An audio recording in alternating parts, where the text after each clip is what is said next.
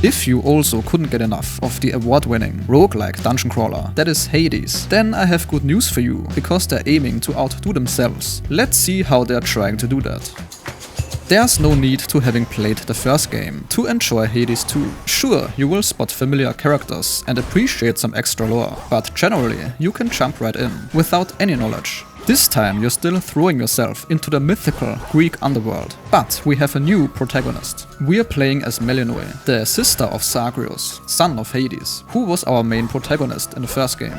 Unlike her brother, who was trying to escape the underworld, Melinoe is on a mission to make her way into the underworld. Why would she do that? Well, let's just say she's got a bone to pick with the Time Titan himself, Kronos, who has seemingly taken control of the underworld. It's a good thing Melinoe isn't completely left alone in this. Not only does she have a very personal and direct source of support from her mother, Hecate, the goddess of magic and witchcraft, but like in Hades 1, the gods of Olympus offer us their support in form of boons that grant us powerful special abilities and buffs that are not only satisfying and addictive to use, but also significantly change our gameplay and strategy. Now, speaking of gameplay, Hades 2 sticks to its roguelike roots, where dying is an integral part of the game, and it doesn't really feel frustrating.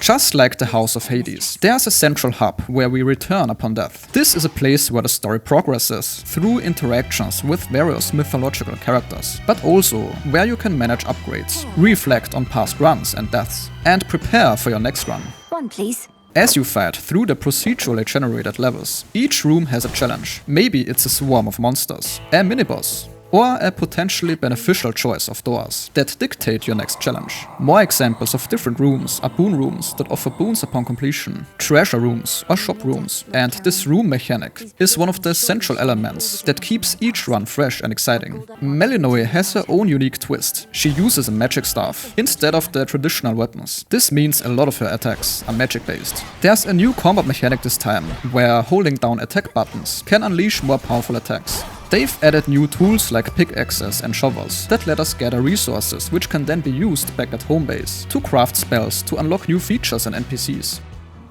What are you doing here? Besides tramping all over my webs, that is. If you've played the first game, you'll recognize many returning characters and themes. But Hades 2 also introduces new gods, monsters and allies. Much like the first game as well, storytelling will be very dynamic and evolve with every new attempt. Now, my task has begun. Hades is known for being super accessible, even if you have never touched a roguelike game before. It does a fantastic job at easing you into its mechanics. Every run feels rewarding because you're always earning something, whether that's resources to enhance your abilities, new story insights, or just practice. So if all this sounds interesting to you, it might absolutely be a great game to consider, even if you're not familiar with the genre yet. Let me know if this was helpful. A like is very much appreciated if it was.